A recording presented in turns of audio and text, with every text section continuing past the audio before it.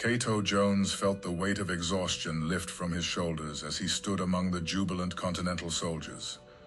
The air was filled with the scent of smoke and victory, the sounds of laughter and song.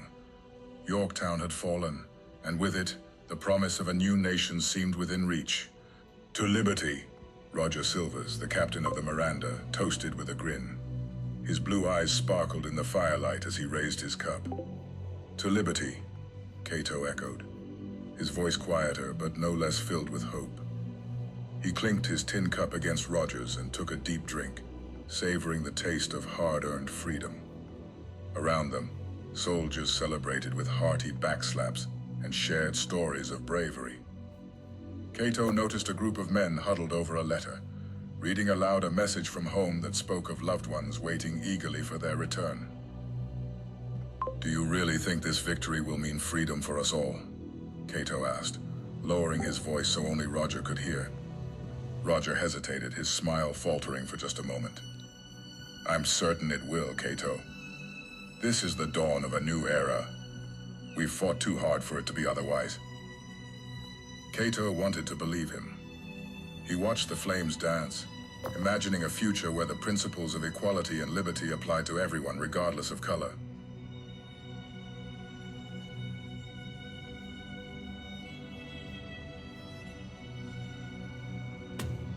Cato decided to join in the celebration, allowing himself to be cautiously optimistic.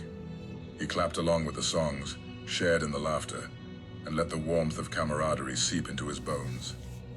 As the night wore on, the revelry gave way to a peaceful stillness.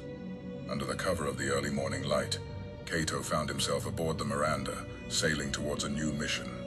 The promise of freedom still lingered in his mind, giving him hope for what lay ahead.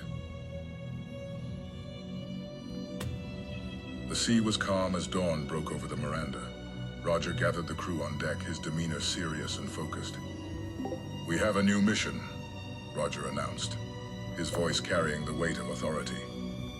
"We're to transport runaway slaves who have used British-occupied New York as a safe haven."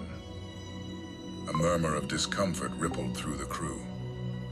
Cato's heart sank. He stepped forward, unable to keep silent.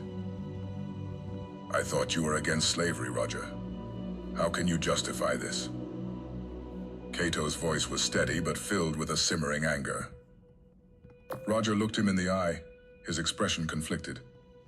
"I don't support slavery, Cato, but we have to think about the greater good. This mission is necessary for the long-term interest of our country." Cato clenched his fists, feeling the weight of betrayal. "The greater good? Whose greater good, Roger?" "Certainly not ours." Roger's face hardened. "You have to understand, Cato. This isn't about personal beliefs. It's about the future of the nation." Cato turned away, the wind whipping through his short hair. He needed to think, to decide how to respond to this harsh new reality.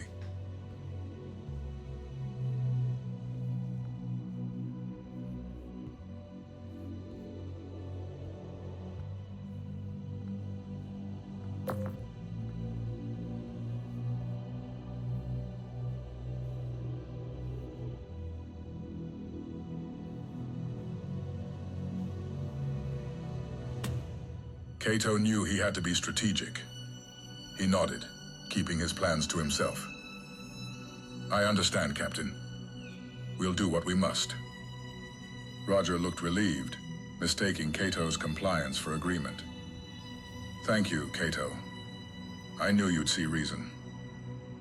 Cato spent the rest of the voyage discreetly talking to trusted crew members below deck, planting seeds of doubt and discussing ways to help the runaways. His quiet determination grew with each passing day, preparing for the challenges ahead. As the Miranda sailed toward New York, Cato's mind raced with plans. He couldn't let the mission proceed without resistance. Below deck, amid the cargo and hammocks, he found trusted crew members, men who shared his values and discontent. "Thomas, Samuel, I need your help," Cato whispered, his eyes scanning the dimly lit space for eavesdroppers. "Roger's mission. It's wrong. We can't let these people be sent back into slavery." Thomas nodded, his face grim. "We're with you, Cato. What's the plan?" "We need to undermine the mission quietly. We can't let Roger or the officers catch wind of it," Cato explained, his voice low. "We'll gather supplies, find allies in New York, and help these people escape." Samuel, always cautious, looked skeptical. "What if we're caught? The consequences could be dire." Cato met his gaze steadily. "I know the risks, but we have to try. Freedom isn't just for us. It's for everyone." The men nodded, their silent agreement sealing their pact. As they continued to sail, Cato discreetly spread the word among the crew, securing their allegiance and preparing for the moment they would dock in New York.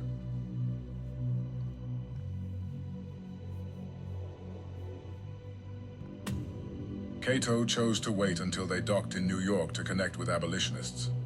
He told his allies, "We'll gather information and resources once we're in the city. We'll work with local abolitionists to help the runaways escape." The men agreed, and as the Miranda docked, Cato disembarked, slipping into the bustling port to meet with abolitionist leaders. The hidden room behind the tavern was dimly lit, the flickering candles casting long shadows on the wooden walls. Cato sat among a group of abolitionists, their faces marked with determination and concern. The room buzzed with whispered discussions, the air thick with urgency and resolve. Maps and documents lay spread across a rough wooden table, evidence of their careful planning. "We need to act quickly," one of the leaders, a stern-faced woman named Sarah, said. Her eyes were sharp, her demeanor commanding respect. "Every day we wait, more lives are at risk." Cato nodded, his expression serious. "We have the support of some of the crew. We can launch a rescue operation, but we need to plan carefully." His words were met with nods of agreement, but also with the heavy weight of the risks they were about to undertake. The group discussed strategies, weighing the risks and potential outcomes. Cato listened intently, his mind racing with possibilities. The stakes were high, and every decision had to be precise. The conversations grew heated at times, but the shared goal kept them unified.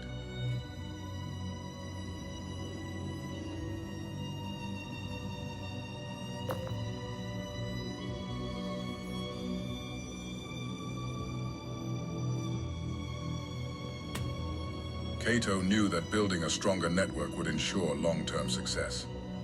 "We need more allies and resources.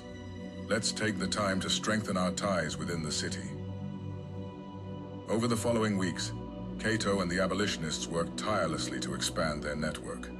They met with sympathetic locals, gathered resources, and planned more comprehensive strategies. The bonds they formed during this time were strong, built on a shared commitment to justice and freedom. As their network grew, so did their ability to effect change, preparing them for larger, more coordinated efforts in the future.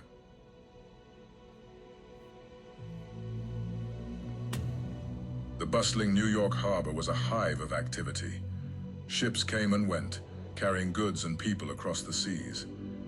Cato stood by the docks, negotiating with sympathetic sailors who understood the abolitionist cause. The scent of salt water and the sounds of bustling commerce provided a backdrop to their serious discussions. "We need safe passage for those escaping slavery," Cato explained. "Can you help us?" The sailors nodded, their eyes reflecting a shared understanding. "We'll do what we can. The authorities monitor the harbor closely, but we'll find a way." They discussed routes and strategies, planning how to outmaneuver the vigilant harbor patrols. Cato's network had grown significantly, each new connection a lifeline for those seeking freedom. The abolitionist community in New York was diverse and resourceful, their combined efforts creating a web of support that spanned the city. They worked tirelessly, knowing that every life they saved was a victory against the institution of slavery.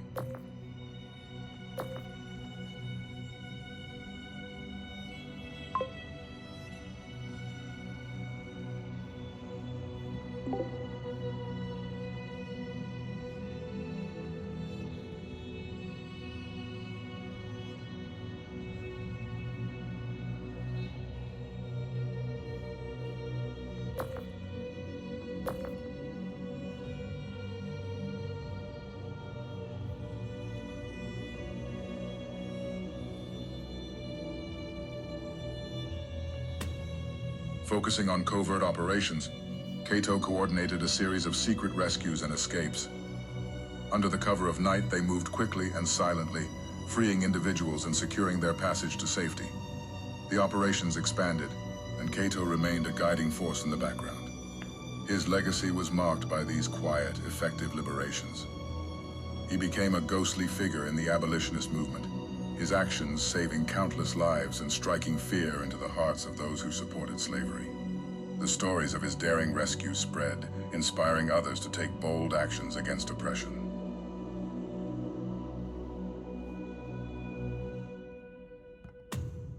Cato successfully orchestrates multiple rescues, though he remains a fugitive, constantly moving to evade capture while continuing his mission. His life is one of relentless pursuit of justice, each successful escape a testament to his ingenuity and courage.